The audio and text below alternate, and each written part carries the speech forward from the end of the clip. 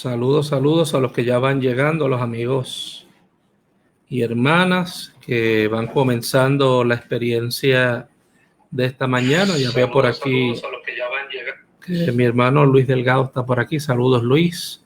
Dios te bendiga. Recibe un abrazo grande de parte del pastor, pastor padrino para ti. Disculpa. Saludos a los hermanos que se siguen añadiendo. Ya dentro de unos segunditos estaremos añadiendo a nuestro hermano Freddy, maestro de escuela bíblica.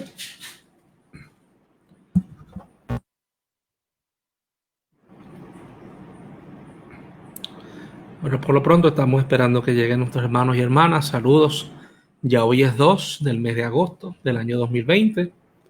Estamos incursionando en una nueva etapa. Bendición para ti también, Luis. Muchas bendiciones.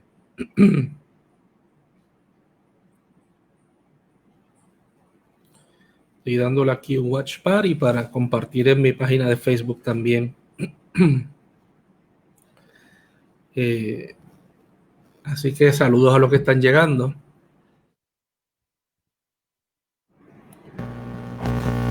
Saludos, Giri González, que estás con nosotros en este Día del Señor. Hoy vamos a estar hablando del libro de los Hechos de los Apóstoles y dentro de un segundito voy a entonces incluir aquí a mi hermano Freddy Reyes, maestro de escuela bíblica de nuestra iglesia y anciano gobernante.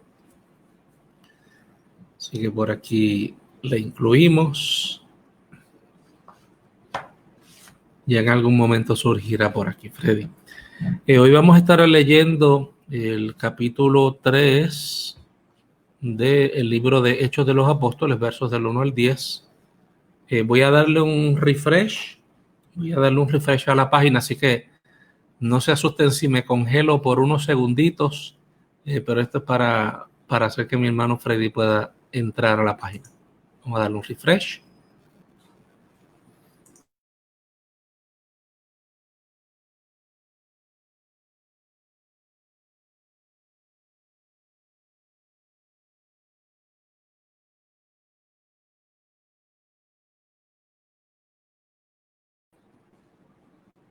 Vamos a ver si ahora nuestro hermano Freddy se puede conectar. Freddy, si me estás escuchando, inténtalo de nuevo. Trata de entrar y salir a la página. Hoy vamos a estar, como les mencionaba, estudiando el libro de los Hechos de los Apóstoles, capítulo 3, versos del 1 al 10. Luego vamos a leer el verso 4, o capítulo 4, versos del 1 al 4 y después el verso 13. Hemos estado leyendo este libro. Este es el libro que estamos estudiando en general durante este tiempo y esperamos pues que sea de edificación. La semana pasada estuvimos hablando del capítulo 2 del libro de los Hechos de los Apóstoles. Fue una experiencia súper interesante, ¿verdad? Hablar un poquito acerca de la acción del Espíritu Santo en la vida de la iglesia y cómo este impacto, ¿verdad?, ha transformado lo que viene a ser la esencia misma de la iglesia, el ministerio de la iglesia, la proclamación de la iglesia. Y vamos a ver si nuestro hermano Freddy puede añadirse por aquí. Vamos a ver. Aquí quiero añadirlo. Show in stream. 2, 1. Vamos a ver. Estamos intentándolo, a ver si... Freddy, si me estás escuchando, tienes la cámara apagada. Estás en audio solo, así que debes verificar eso. Si tienes una camarita por allí, enciéndela.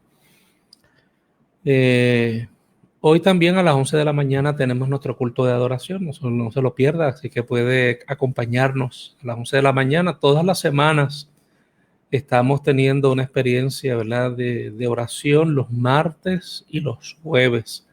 Martes y jueves nos estamos reuniendo a través de esta página de Facebook. Estamos pues compartiendo un tiempo de oración a las 9:05 de la noche. Es un poquito antes del toque de queda, y es que originalmente cuando nosotros hicimos esta experiencia de oración la hicimos con el toque de queda original, así que ahí se quedó. A las 9:05 de la noche estuvimos compartiendo los primeros 90 días, todos los días de esos primeros 90 días, y luego ahora pues que estamos más en el mes de julio y agosto, pues hemos pues organizado esta experiencia para los martes y los jueves. Vamos a ver si Freddy logras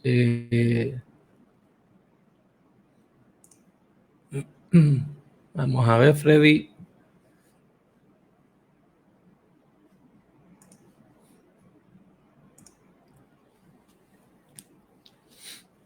Freddy, voy a sacarte. Si puedes, si me estás escuchando, intenta entrar de nuevo. Esto, hay días y hay días donde la señal del internet pues afecta un poquito, ¿verdad? Lo que es nuestra transmisión. Estamos transmitiendo desde nuestro hogar acá en Jardines de Caparra, en Bayamón, para los que pastor de la Literiana en Puerto Nuevo, muy cerquita por allí de lo que es la zona de Plaza Las Américas, el Correo General, la estación del cuartel general de la policía. Estamos muy cerquitas de allí, y pues regularmente pues estábamos, ahí está, dice Freddy Reyes está entrando. Ahora sí, yo creo que Freddy va a entrar.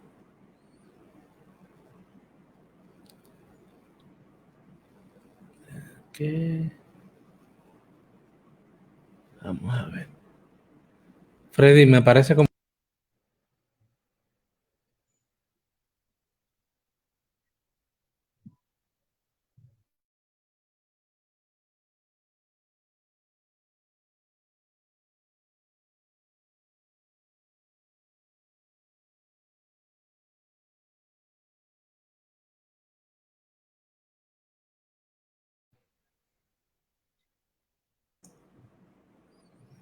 Ahora sí, Freddy. Sí. Ahora. Vamos a comenzar con la oración, así que dirígenos por ahí en la oración. Oramos, Señor, en esta mañana y bendecimos tu nombre por la oportunidad de acercarnos los unos con los otros a través de esta transmisión. Te pedimos que bendigas a cada uno de los que está escuchando y viendo, que bendiga a su familia, y que en este día tu propósito, Señor, se cumpla en cada uno. Permite que esta reflexión, este estudio sea guiado por tu Espíritu Santo y, Señor, vaya a las necesidades de cada uno de nosotros para poder, Señor, vivir en comunión contigo, en comunión, Señor, con todos nuestros hermanos, con todos los seres humanos con quienes compartimos, aquellos que son creación a imagen y semejanza tuya. Gracias, Padre, por este día, y gracias por este momento hermoso de estar hablando contigo, sabiendo que tú nos escuchas. En el nombre de Cristo Jesús. Amén. Gloria a Dios. Pues tenemos la lectura bíblica, Freddy. Voy a tener la lectura bíblica en Hechos 3, del 1 al 10. Y luego voy a saltar por allí al capítulo 4, versos del 1 al 4. Y leemos en el nombre del Padre, del Hijo y del Espíritu Santo. Pedro sana a un mendigo lisiado. En cierta ocasión, Pedro y Juan fueron al templo a orar. Era como las 3 de la tarde.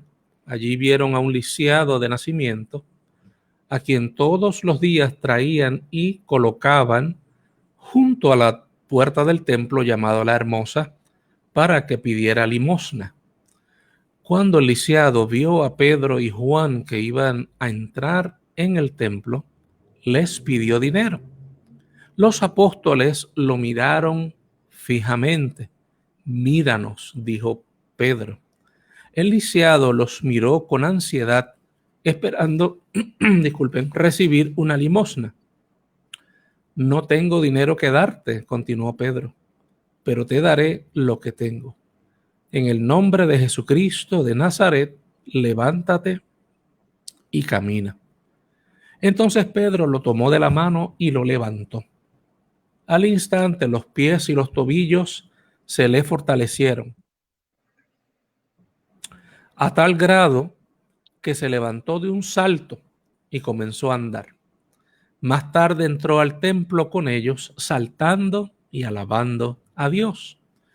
Toda la gente lo vio caminando y alabando a Dios, y reconocieron que era el lisiado que estaban acostumbrados a ver en el templo junto a la hermosa, y se quedaron asombrados. Capítulo 4, versos del 1 al 4.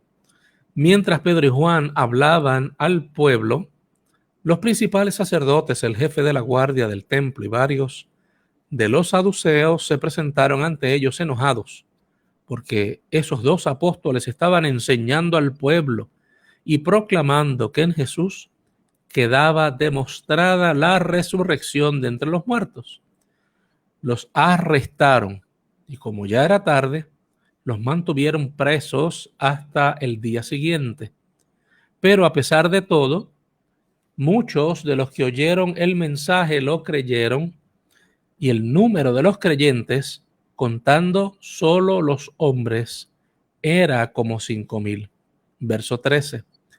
Ante la elocuencia de Pedro y Juan, y viendo que eran hombres sin muchos estudios, los miembros del concilio se maravillaron y reconocieron que habían estado con Jesús. Y esto es palabra de Dios. Preciosa lectura. Te alabamos, Señor. Amén.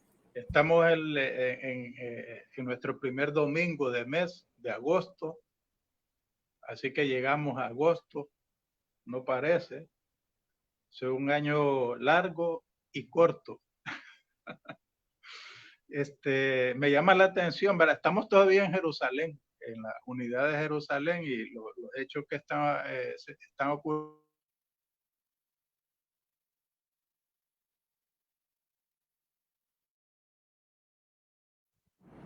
Y parece que nuestro hermano Freddy se ha ido. Sí, él estaba en lo que llega Freddy por ahí. Seguimos en la unidad de Jerusalén. Lo que significa es que estamos hablando de los hechos de la iglesia, ¿verdad? De los apóstoles, una vez recibieron el poder del Espíritu Santo allí en el lugar santo, ¿verdad? Del aposento alto. Y luego, ¿verdad? Obviamente ellos son enviados para proclamar el Evangelio de Jesucristo. Vamos a esperar a ver si nuestro hermano Freddy, hoy evidentemente tenemos problemas con la señal. Si no, vamos a invitarle para que pueda llamarnos y a través del teléfono, pues así podamos conseguirlo. Voy a intentar de llamar a nuestro hermano Freddy vía telefónica.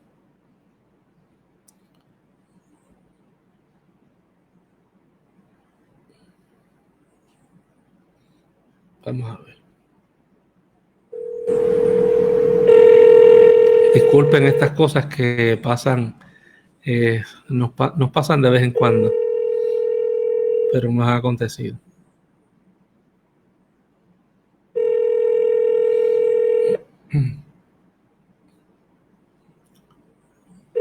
Ahora está de nuevo. Vamos a ver si Freddy finalmente se conecta. Sí, algo pasa que... Ajá, ya estás de nuevo aquí. El internet está un poco inestable, parece. Eso parece. Entonces, estamos todavía en Jerusalén, donde se están desarrollando estos eventos, y no había reparado, pero estaba viendo el título de la lección, Poder para Sanar.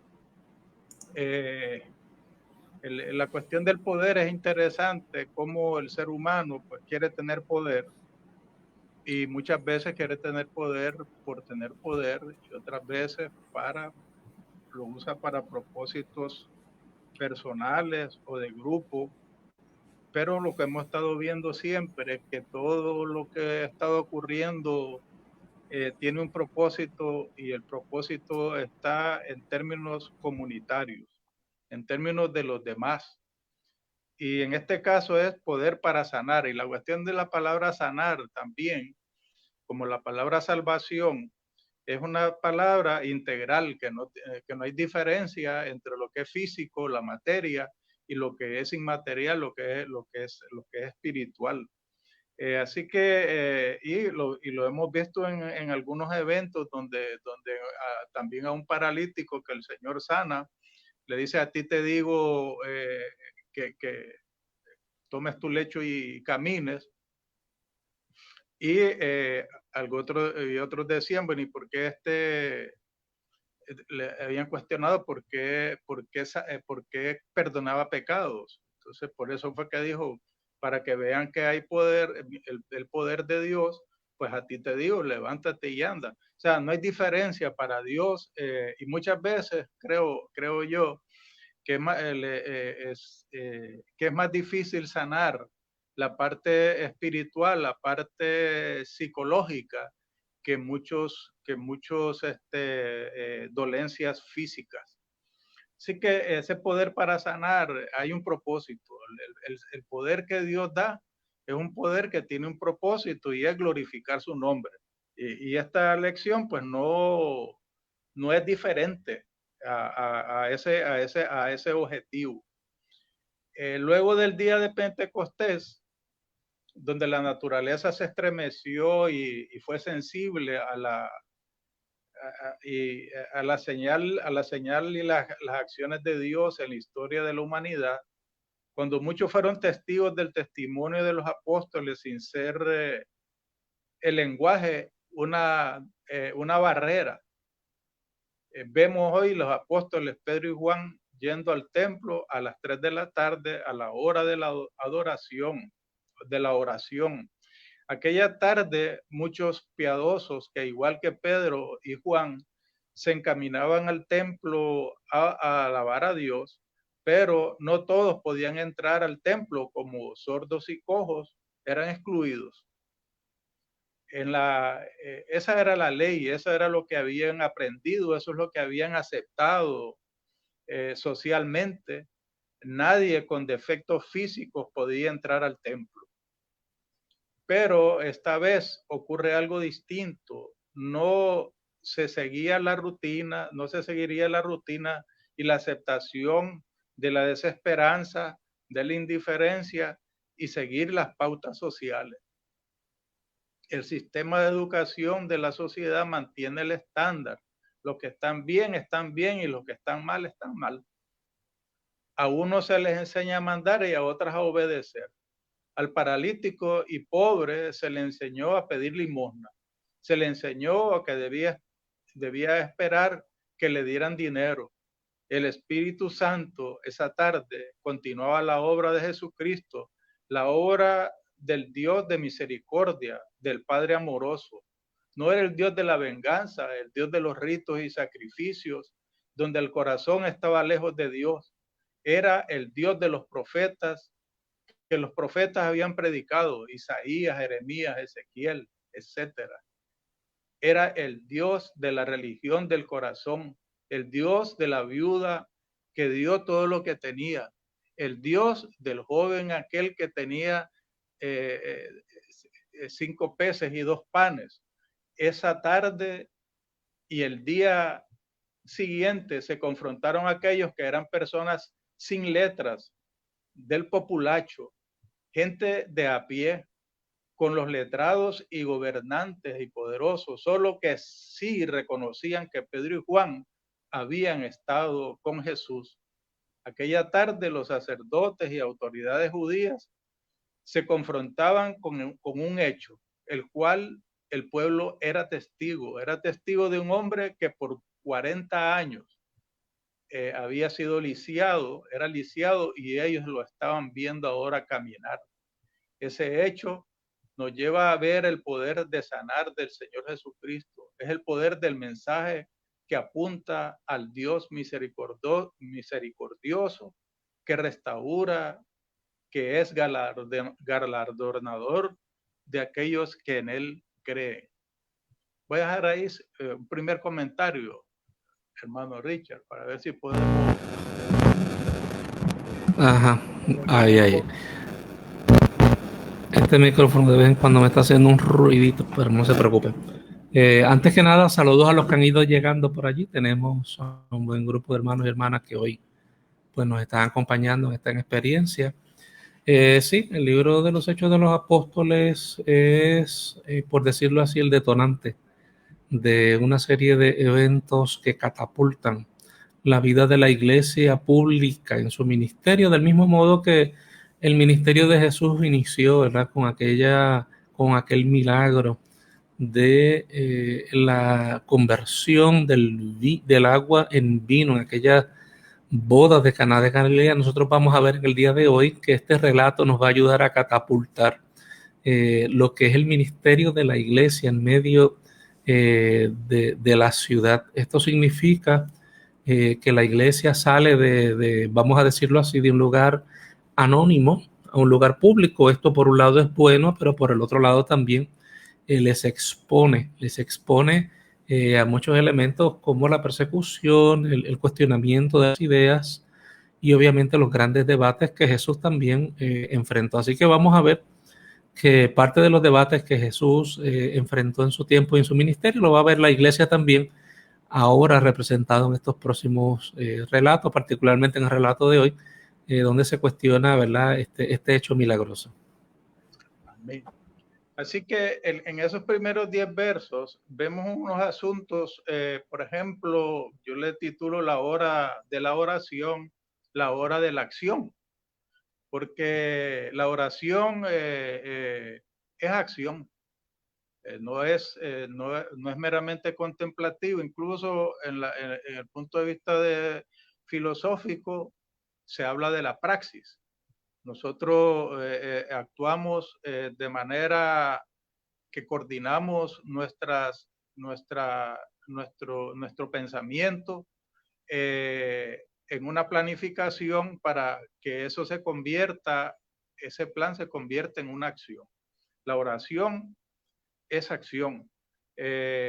No es algo que se divorcia de la realidad, sino que esa oración tiene que estar conectada con nuestra conducta continua. No puede ser un asunto apartado, tiene que ser integrado, integral. Sí que, pero la entrada, las costumbres, ¿verdad? En el Medio Oriente, pues vemos que había como una estructura de oraciones. Por ejemplo, Daniel oraba 3 veces al día.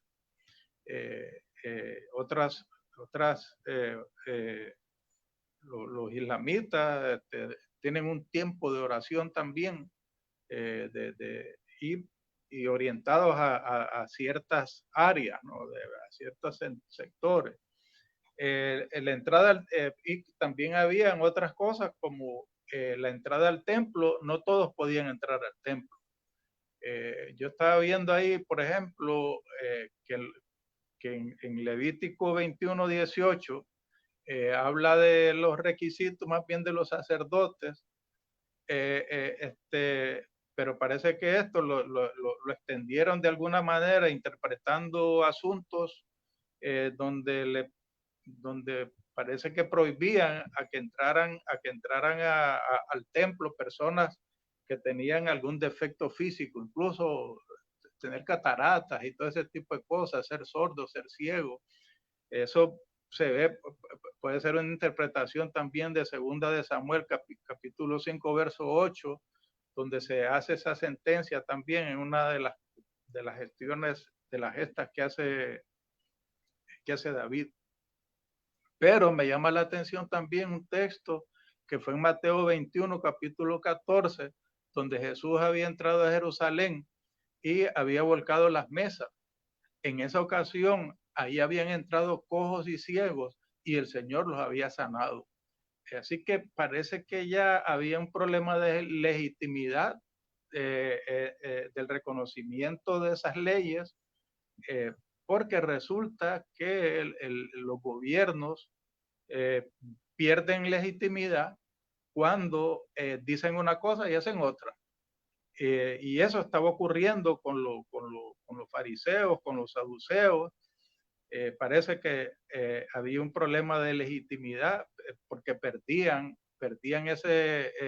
por las mismas razones que utilizaban el poder para propósitos individuales y de grupos clasistas, en vez de ser para beneficio de la comunidad. Había una necesidad que había ahí del lisiado. Y vemos que todo se traduce a un fundamento, ¿verdad? Porque esta cuestión del dinero, pues, se ve como poder, y al final, pues también aquí al lisiado le enseñan desde pequeño, el sistema le enseña a pedir dinero. Así que si nosotros nos ubicáramos en la perspectiva del lisiado, también podemos estar en unas circunstancias similares, donde no cuestionamos aquellas cosas que se nos han enseñado para ver cuál es la voluntad de Dios, cómo estamos ubicados respecto a lo que Dios quiere. Y así mismo le decían los discípulos al Señor, en un momento dado: Señor, enséñanos a orar. Y el apóstol Pablo dice: el Espíritu sabe qué pedir y lo hace con sonidos indecibles, nos guía el Espíritu Santo. Así que este asunto es más que el dinero. Las necesidades muchas veces van más allá que el dinero. Ayer estaba intercambiando con alguien y veíamos el problema de la corrupción, como que dice: no hay vacuna, no hay solución. Y yo le digo: sí, hay solución. Lo que pasa es que la gente no quiere utilizar el tratamiento, no quiere utilizar la medicina. Jesucristo es el camino. Así que también, por otro lado, veo esa barrera que había en las costumbres, de no entrar al templo. Veo también un reto interesante donde esa acción de Pedro y Juan de que en el nombre del Señor levantan a este cojo, es como hacerle una invitación y decir: acompáñanos, entra al templo, porque entraron con él. Y eso es lo que Dios quiere, que entremos a aquellas dimensiones donde el ser humano, otros nos excluyen. Aquí hay una experiencia interesante y yo digo, bueno, veo la figura del cojo que dice que entró con ellos y saltaba y alababa a Dios. Y me puse a reflexionar sobre eso, y yo creo que esa es una reacción bien natural, porque por 40 años esa persona estaba impedido de entrar ahí. Sin embargo, en esta oportunidad el Espíritu Santo, el Señor, restaura esa vida, hace una restauración total y lo hace entrar en un contacto con una experiencia nueva de conectarse en el lugar donde debían de estar. Y fíjense que el templo de Zorobabel, el segundo templo, y ya empleado por Herodes, creo que Herodes el Grande fue el que promovió eso. Pues en ese templo, pues era un templo amplio, un templo que había sido remozado con unos propósitos. Había podido entrar, y reconocían también, por otro lado, importante esto, de que esto no era un invento, sino que hubo el pueblo era testigo de lo que había ocurrido. Había 40 años que habían visto a una persona que era lisiado, que era cojo, dicen en otras versiones, y ahora lo estaban viendo caminar, estaban viendo saltar, lo estaban viendo alabar a Dios.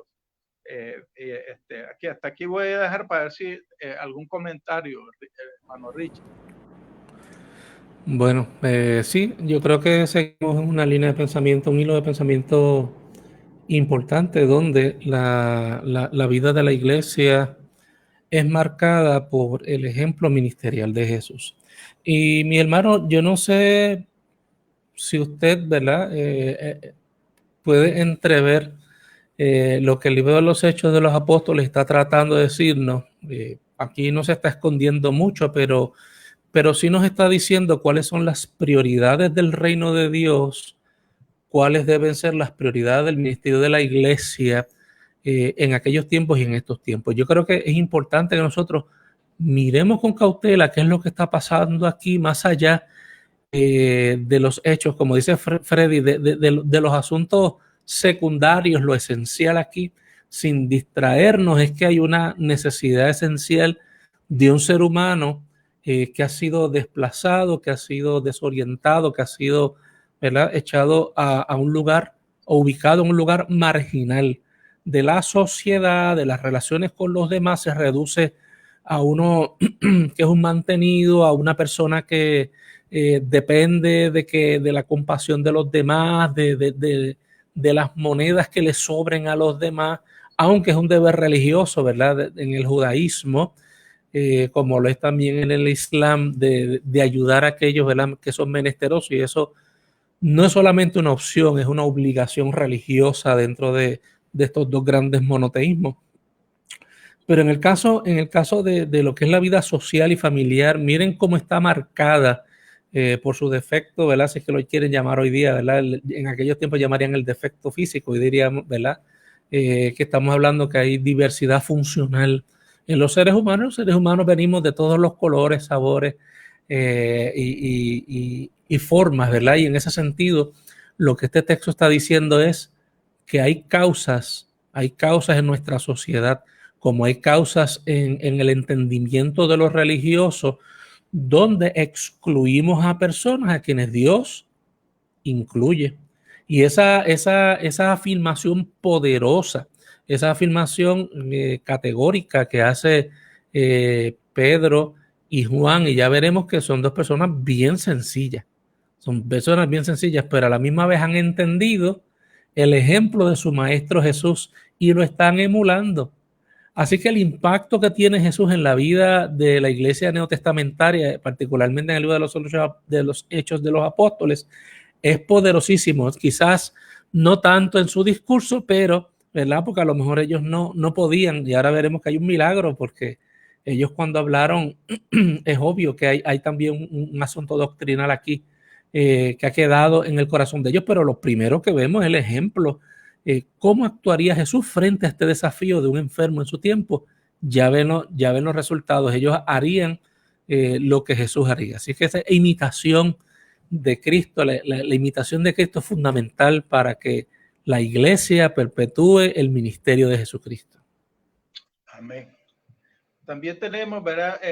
Hay un hecho milagroso y hay un mensaje. Versos 4 del 1 al 4, el milagro y el mensaje. Fíjense que hay unos hechos, y esos hechos pueden ser interpretados de diversas formas. Es igual como lo que está ocurriendo, nos ha ocurrido en Puerto Rico, y digo yo por la experiencia pues, que nosotros vivimos acá, con todo lo que ha ocurrido desde antes del 2017 con el problema fiscal, con con, lo, con los huracanes, con, con los terremotos, con la pandemia. Y muchas personas pueden interpretar esos hechos de diversas maneras. Pero si hacemos una lectura normal de lo que vemos, Dios nos habla a través de naturaleza. Nosotros vemos cómo el sol sale todos los días, cómo las estaciones del año, toda esa regularidad, cómo existe los elementos fundamentales que nos permiten subsistir, como es el aire, como es el agua. Dios está hablándonos a través de eso. Esa es una interpretación. Así que también nosotros podemos interpretar todo lo que está ocurriendo haciendo una lectura de todo eso. Sin embargo, aquí hay un milagro y a la vez hay también un mensaje, hay una interpretación de aquel hecho. Vemos, me llama la atención, ¿verdad? De que entran por la puerta de la Hermosa y luego se dirigen al pórtico de Salomón. Les decía que ese templo había sido ampliado por Herodes el Grande, y ese pórtico me llama la atención que era un área bien amplia, porque fíjense que ahí fue donde predicó Pedro su segundo mensaje. Y vuelvo a decir, no lo leímos, así que la asignación es a propósito para que lean ese mensaje. Ese hecho no se queda en el aire, así que va acompañado por un mensaje de salvación y dirigido apuntando al Dios que había hecho esa acción, a Jesucristo, que era el que estaba, al que estaba actuando a través, en este caso, el Espíritu Santo. Y lo otro es fortaleciendo aquellos elementos fundamentales de la fe, como es la resurrección de entre los muertos. Ese mensaje entonces es un mensaje que engloba ese hecho y que a la misma vez exacerba a unos grupos por lo que están diciendo. Así que hay una reacción ahí de sacerdotes, del jefe de la guardia del templo y de los saduceos. Estas personas, por ejemplo, el jefe de la guardia era un levita encargado de la seguridad del templo, que era, este templo era un centro, gran centro religioso, pero a la vez es un centro político y económico. O sea que era un motor importante ese templo. Los saduceos, por otro lado, era una secta que eran los que tenían mucho poder en los asuntos del templo, en los asuntos religiosos, y eran los mayores adversarios de los fariseos. Los saduceos no creían en la resurrección de entre los muertos, o de resurrección de los muertos, ni que habían ángeles, ni que habían espíritus, contrario a lo que creían y afirmaban los fariseos. Eso lo podemos ver en Hechos 23, verso 8. Estas personas eran resentidos por la enseñanza al pueblo, porque era una enseñanza que se desviaba de aquella formación que esta gente había dado al pueblo. Y el anuncio de esa resurrección de Jesús de entre los muertos, a quien más le daba duro era a los saduceos, porque era la evidencia de que lo que ellos creían no era correcto. Por otro lado, vemos que estas personas son arrestadas y claro, la ley, los romanos le permitían a las autoridades del templo a que arrestaran, a poder meter preso a personas que causaran desórdenes en el templo. Acuérdense que eso era una joya de dinero también, ¿verdad? Porque por eso es que tenían que mantenerse como el turismo y otras cosas. Arrestaran y juzgaran a personas que causaran desórdenes ahí en el templo. Así que lo hicieron con autoridad, ellos podían hacerlo. El problema es que en este caso no tenían fundamento, porque lo que estaban juzgando tenían ahí la evidencia, tenían a la persona que todos sabían que por 40 años había sido lisiado y lo estaban viendo caminar. También les exacerbaba ¿cómo se llama? El mensaje, de tal manera que trataron de impedirlo, pero eso fue imposible porque la máxima era obedecer a Dios antes que los hombres. Lo otro es que tenemos ahí a letrados gobernantes. Su criterio, esos letrados y gobernantes, su criterio era, yo voy a dejar aquí para ver si el hermano Richard nos tiene algún comentario ahí, hasta ese punto. Ahora, Sí, hermano Freddy. Yo quiero que nuestros hermanos y amigos que nos están escuchando, saludos a los que han ido llegando, pues en los últimos minutos. Estamos hablando del libro de los Hechos de los Apóstoles, estamos hablando del capítulo 3, estamos compartiendo los versos del 1 al 10 y algunos versos más en una lección que tiene que ver con el milagro de aquel joven paralítico que es sanado por el poder del Espíritu Santo, ¿verdad? Y utilizando los instrumentos de Pedro y Juan que están camino al templo. Una de las cosas que yo quisiera aportar brevemente es que entre fariseos y saduceos había pugnas. Estos no son grupos homogéneos, ni son grupos de amigos tampoco. Déjenme decirles que estos grupos religiosos se comportaban como se comportan los partidos políticos en nuestro presente. Es decir, que ideológicamente están separados, son enemigos y hacen alianzas cuando encuentran enemigos comunes. Igual que como ustedes ven hoy día que, como dice ese dicho, el enemigo de mi enemigo es mi amigo, ¿verdad? Y se vuelven estas alianzas y usted dice, ¿cómo estos grupos que siempre se han estado peleando se unen contra un enemigo común? Vamos a ver que hay unas unidades, ¿verdad? Hay unos momentos de fusión y unidad y ustedes pensarán que los fariseos y los saduceos se la pasaban tomando café juntos y caminando por allí, o tomando vino, que es lo que tomaban en aquel tiempo. No, la realidad es que no. Eran muy distintos, pensaban bien diferentes sobre muchas cosas. Ya hermano Freddy ha dicho, los saduceos, por ejemplo, no creen en la resurrección. En cambio, los fariseos sí creen en la resurrección. Los saduceos pertenecen a una clase sacerdotal alta. Es decir, que la gran mayoría de los saduceos son personas privilegiadas en la sociedad. Es decir, que viven de una manera, pues, un poquito más elaborada.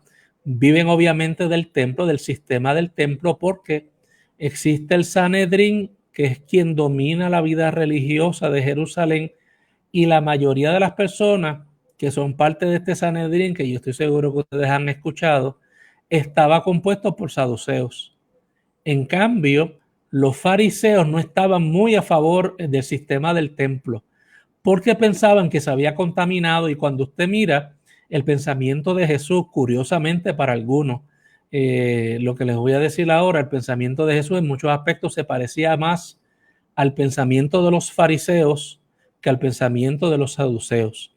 Y ustedes verán que en muchas ocasiones Jesús sí se sentó con un fariseo, y los fariseos llegaron a buscar a Jesús y se sentaban con Jesús porque habían muchas coincidencias en su manera de pensar. Lo que pasa es que obviamente había otros elementos que Jesús repudiaba de los fariseos, y por ende Jesús, ¿verdad? Trata de hacer una transformación religiosa, aun cuando en estos bandos había gente, ¿verdad?, que tenía ideas parecidas a las de él. Así que lo que yo sí quiero dejar claro es que no son tan amigos, pero en momentos como estos se unen para hacer daño, para hacer, ¿verdad?, coaliciones temporeras. Amén. Así que lo otro es el efecto de este milagro y de este mensaje. Y es que hubo como 5,000 varones que creyeron al mensaje. O sea, contaron más o menos 5,000 hombres, ¿verdad?, sin contar mujeres y niños. Y les decía que se habían apartado al pórtico de Salomón. Y me llamó cuando yo hablo que estaba ampliado todo eso y que se dirigen a eso, da la impresión que Pedro tenía planificado todo esto, porque se mueve ahí. Y esa área yo tendría que verificar esto, era un área muy amplia donde cabía una gran multitud. Así que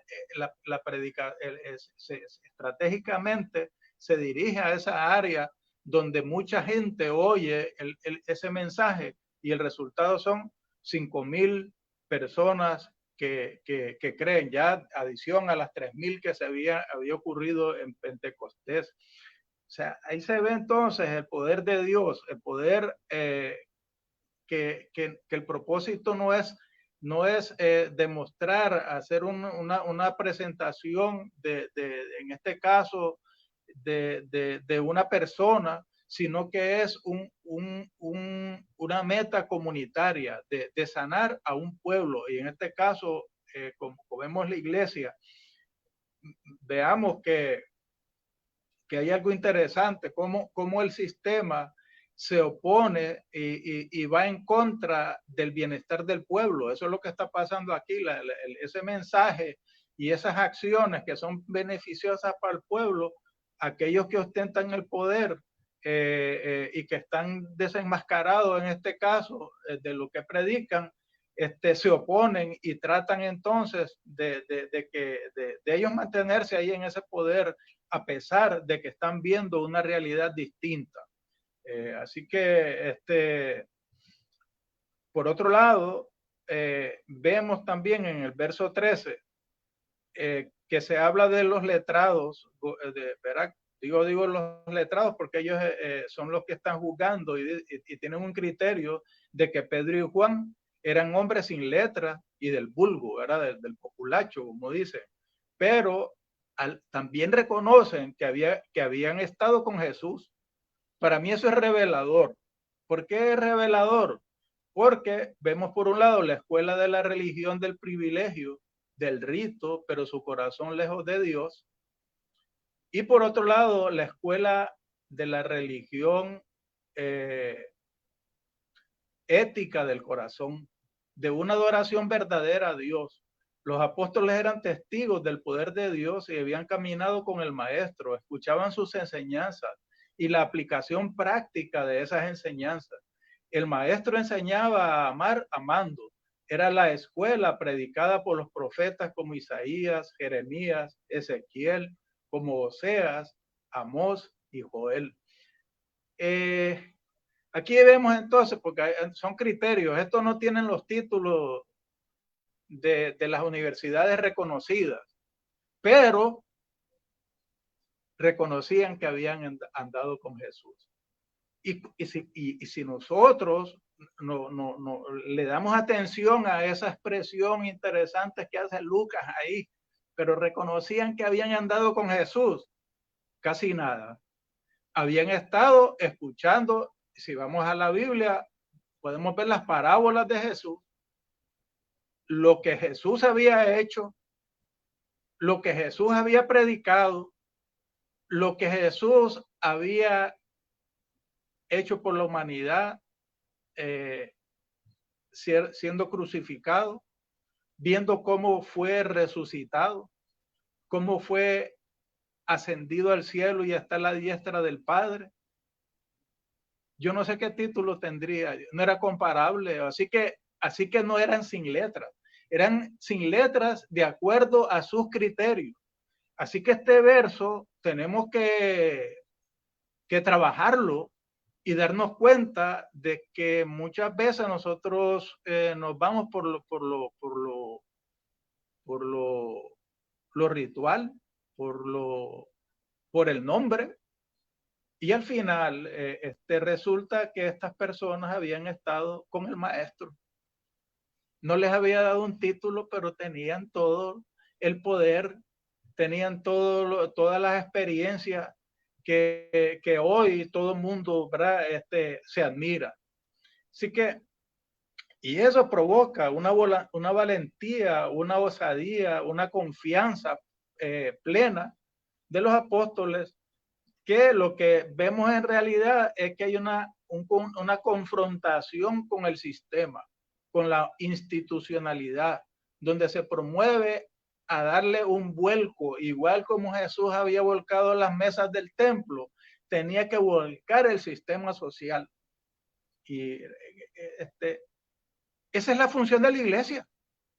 La función de la iglesia es esa, de transformación, de traer el mensaje auténtico, el mensaje de vida, la religión del corazón, la religión de la ética.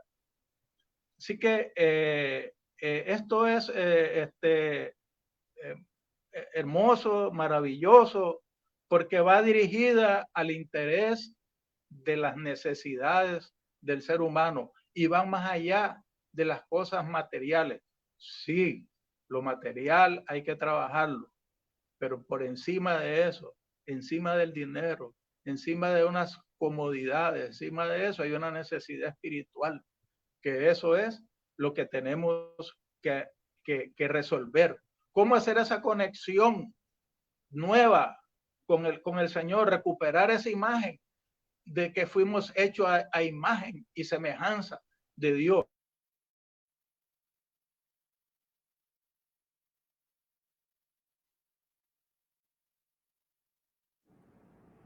Ahí parece que nuestro hermano Freddy perdió la señal. Pero sí, coincidimos con la línea de pensamientos de lo que Freddy ha estado planteando y ya estábamos, él estaba justo terminando, ¿verdad? El pensamiento de esta idea. Y yo creo que me parece importante dos ideas que puedo afirmar de lo que Freddy ha estado, ¿verdad?, compartiendo. Es el corazón de este texto.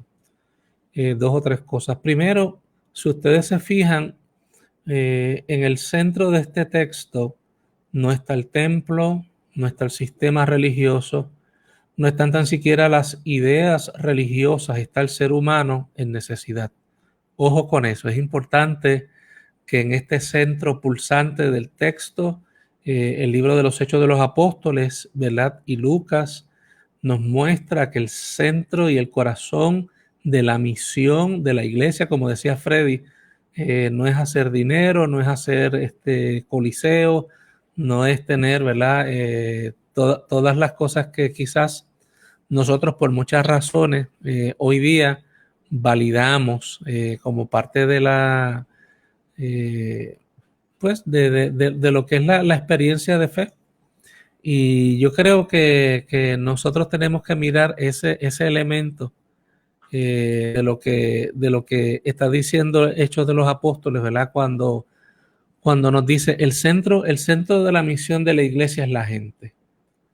Y en la gente, los más necesitados de la gente. Yo creo que esa prioridad que le da el texto y que le da Jesús su ministerio hace algo importante. Freddy está hablando acerca de lo que es el llamado, ¿verdad? Freddy, estás hablando de lo que Jesús hace en la vida de los discípulos. Estabas terminando un pensamiento, te voy a dejar que lo termines para yo añadir algo más.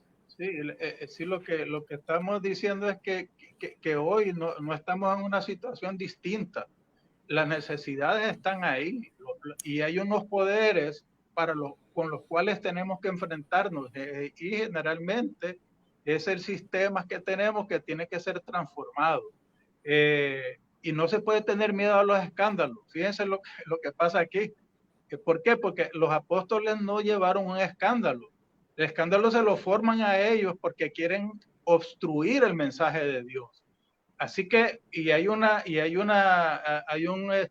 decisión. La decisión es menester o es necesario obedecer a Dios antes que los hombres. Es necesario atender las necesidades de la gente antes de las necesidades de los grupos y de las élites, que son las palabras que hoy se utilizan. Pero esa es la misión de la iglesia, no ha cambiado. Y las herramientas y los poderes de Dios están ahí, porque nuestra lucha no es contra carne ni sangre, sino contra potestades que están en los aires, te decía Pablo, ¿verdad? O sea que es una lucha donde estamos armados. Correcto. Con las armas del Espíritu. Sí, esa es básicamente, hermano. Sí, las potestades están en el cielo y en la tierra. Y yo creo que para que esta semilla pequeña, esta semilla que Jesús ha lanzado, que es el mensaje del Evangelio, que tiene unas implicaciones en el mundo. Acuérdese que esta pequeña semilla que Jesús describe en la parábola es una semilla que parece insignificante. Y esta semilla de mostaza, que es la más pequeña de las semillas, dice Jesús, cuando cae, crece. Y fíjense que la importancia que Jesús le da no es solamente que crece el arbusto. Hay un elemento que Jesús añade que es más importante, es que las aves hacen nido en él. Y yo creo que aquí lo que Jesús está diciendo, ¿verdad? Y lo vemos en el ejemplo del capítulo 3 de Hechos de los Apóstoles, que la importancia no es hacer de la iglesia un estado, ni hacer de la iglesia un coliseo, ni hacer de la iglesia un instrumento poderoso. Es que si hay un crecimiento, tiene que tener una razón de ser. Y la razón de ser en la parábola de Jesús, ¿verdad? De la parábola de la semilla de mostaza es que las aves hacen nido allí. Y en el caso de Hechos capítulo 3 es que el haber de la iglesia, la acción de la iglesia, hace espacio para aquellos que no han encontrado un nido en esta sociedad, en este mundo, en un sistema de vida donde se excluye al débil, donde se excluye al enfermo, donde la mujer es tomada por poco, donde los niños no cuentan. Así que las necesidades de esos seres humanos se tornan en el centro de atención de la praxis del Evangelio, de la acción del Evangelio. Y lo otro que yo quiero resaltar es que Jesús no fracasó. A veces cuando hablamos del Evangelio y de los discípulos y hablamos de esos relatos de Semana Santa, parecería que en algún modo estamos enviando el mensaje de que Jesús fracasó en su proyecto, pero no. Aquí estamos viendo que Jesús ha hecho de cada seguidor un discípulo, de cada seguidora una discípula. Y esa es también una de las funciones importantes de la iglesia discipular, multiplicar aquellos y aquellas que imitan a Jesús. Y por último, quiero resaltar la pregunta, ¿verdad? O el elemento que aquellos letrados resaltan también. Cuando ellos escuchan a los apóstoles, a los discípulos, por alguna razón se percataron que ellos estaban siguiendo a Jesús. Y la pregunta para nosotros es, cuando nosotros hablamos, cuando la gente nos escucha, ¿sabe la gente que somos seguidores y discípulos de Jesús? Eso es una pregunta importante que nos tenemos que plantear. ¿Qué refleja nuestro ministerio? ¿Qué refleja nuestro enfoque misional? ¿Qué refleja nuestro entendimiento de la fe y de Dios? Va a responder a esta pregunta, porque por ahí hay muchos religiosos que dicen que son cristianos o que dicen que hacen ayunos y hacen días de oración, pero los vemos después que su testimonio contradice todo eso y lo que vemos es que se manipula el discurso religioso para obtener unas ventajas políticas y de eso no se trata el Evangelio. El Evangelio es que cuando nos escuchen la gente sepa que nosotros somos seguidores y seguidoras de Jesús por nuestras acciones. Amén. Creo que lo único que nos resta es, ¿verdad?, hacer una palabra de oración final, hermano Richard. Vamos a orar. Amén. Pues vamos a orar. Señor, te bendecimos, te damos gracias por este momento hermoso para que, Señor, podamos atesorar tu palabra y poder, Señor, tener clara la misión de tu iglesia para que, Señor, tú seas glorificado como fuiste glorificado en ese momento cuando hubo ese misericordioso acto tuyo, Señor, y que fue llevado, Señor, un mensaje poderoso dirigido por el Espíritu Santo y que se puedan alcanzar vidas, Señor, igual como estas 5,000 vidas y más que fueron alcanzadas, Señor, que tu reino se expanda. Venga a nosotros tu reino y hágase tu voluntad. En el nombre de Jesucristo. Amén. Amén.